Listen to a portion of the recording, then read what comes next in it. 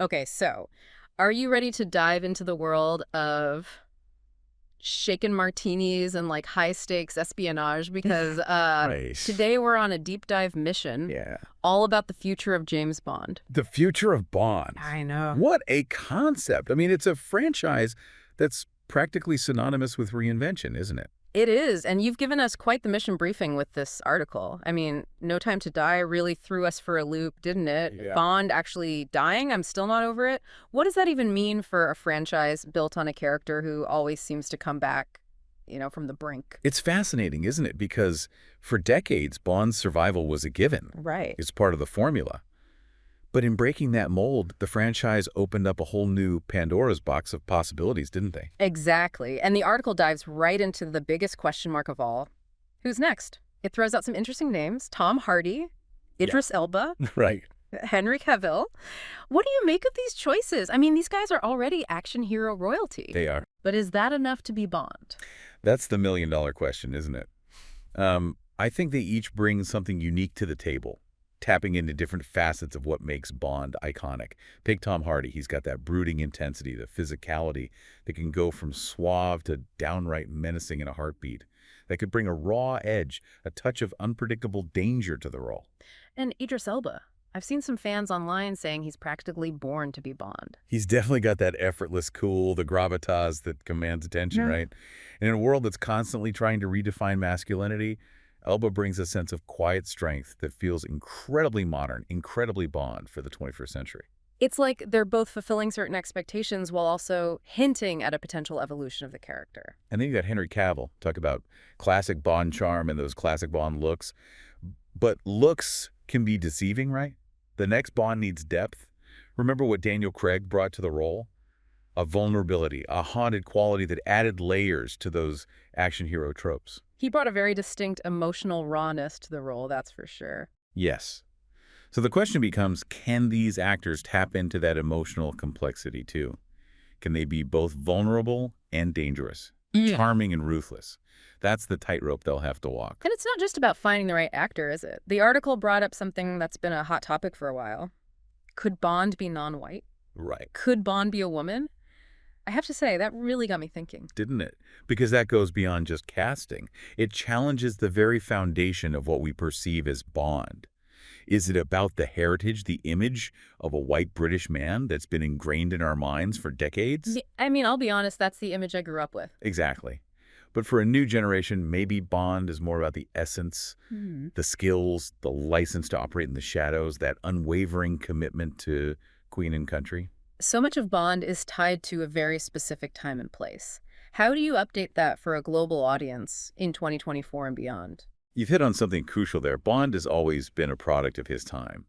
The Cold War paranoia, the gadget-filled fantasies of the space race, the grittier post-9/11 anxieties, they've all been reflected in the franchise. And today, we're facing a whole new set of anxieties. It's almost like the world throws a new villain at us every few years, doesn't it? Right. So where does that leave Bond? The article briefly touches upon the idea of cyber terrorism, even AI as a potential antagonist. Wow. Imagine Bond going head-to-head with an enemy that can anticipate his every move. Right. An enemy that doesn't feel fear or remorse, Uh, you know. that sends chills down my spine just thinking about it. We're practically living in a sci-fi film already with technology advancing faster than we can keep up. I mean, facing down a rogue AI, that feels terrifyingly plausible. And wouldn't that be a perfect Bond villain for our times? Think about it. The classic Bond villain is often motivated by a lust for power, for control. And what embodies that more than an AI that believes it's superior to humanity, that sees us as obstacles in its path? It'd be a fascinating departure from the human villains we're used to seeing, you know? No grandstanding, no monologues, just cold, calculating logic. Imagine the challenge for Bond. He's all about instinct, about reading people, understanding their weaknesses. But how do you outsmart an opponent that operates on pure data? An opponent that can predict your next move before you even make it? It's giving me serious war games vibes, but on a global scale. Exactly. And it taps into that primal fear we have that our own creations might become our undoing. It's not just explosions and car chases, it's psychological warfare on a whole new level. You know, that makes me think about another aspect of the Bond formula that might need some modernization, the Bond girls. The article touched upon this too, and it's something I've been wrestling with as a longtime fan. It's a turtle one, isn't it? Because, like, for better or worse, those female characters are as intertwined with the Bond legacy as the Aston Martins and the vodka martinis. And let's be real, some of those portrayals haven't exactly aged well. The damsels in distress, the disposable love interests, it feels at odds with how women are represented in film today, and rightfully so. The days of reducing female characters to mere accessories are over, and frankly, I think the Bond franchise recognizes that. We've already seen a shift in recent films, with characters like Eve Moneypenny and Madeline Swan taking on more active, complex roles. I'm all for strong female characters who can hold their own against Bond, but I also appreciate what the article said about moving away from simply trying to fix the Bond girls. It's not about replacing one trope with another. It's about creating multidimensional characters with their own agency and motivations. Exactly. Women who exist as more than just plot devices or love interests.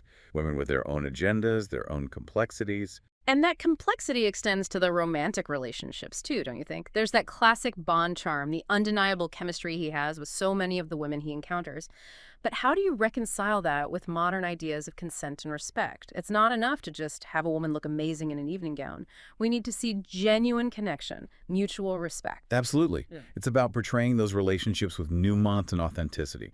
Bond can still be charming and seductive, but it needs to feel like a two-way street. The women he's involved with need to be active participants, not just objects of his affection. Speaking of those classic Bond elements, the article threw out another curveball. A James Bond TV show. Now, I have to admit, my initial reaction was pure skepticism. Can you imagine Bond confined to the small screen? It seems almost sacrilegious, doesn't it? Bond is synonymous with the big screen experience, the exotic locations, the over-the-top action sequences, the spectacle of it all. But hear me out for a moment. I'm listening. Convince me. We're living in a golden age of television, right? Shows like Andor have proven that you can have cinematic scope and complex storytelling even within the confines of a TV budget. Okay, I'll give you that. When Andor was good, it was really good. Exactly. Yeah. So imagine a Bond series that leans into the espionage aspect, the psychological thriller elements. We could spend time with Bond as he navigates the murky world of international intelligence, building tension slowly, episode by episode. I can see it now. The dimly lit rooms, the hushed conversations, the constant threat of betrayal. You wouldn't need explosions every 5 minutes to keep people on the edge of their seats. Precisely. It could be a masterclass in suspense, in building that slow burn tension that leaves you craving the next episode. And think about the possibilities for character development. We could get to know the people behind the code names, Moneypenny, Q, even M. It's a chance to flesh out the world of MI6 in a way that the film simply haven't had time for. We could see the inner workings of the organization, the moral compromises, the toll that this line of work takes on everyone involved. It'd be like The Americans meets Tinker Tailor Soldier Spy, but with a license to kill. And a killer soundtrack, hopefully. Now you're speaking my language. But seriously, it's an intriguing idea. But there's a part of me that wonders, does Bond lose something in translation to the small screen? You know, those big, explosive set pieces are practically their own characters in the Bond universe. That's the challenge, isn't it? Finding that balance. Because a Bond TV show wouldn't be about replicating the film experience on a smaller budget. It's about exploring different facets of the character, delving into the psychology of espionage in a way that the films simply haven't had the time for. So it's less about explosions and more about the art of the slow burn. Precisely. It's about building tension, ratcheting up the stakes week after week, leaving the audience on the edge of their seats wondering what's going to happen next. It's a different kind of thrill, but a thrill nonetheless. And let's be honest, the Bond franchise is no stranger to taking risks. Right. And some of the biggest risks have paid off in spades.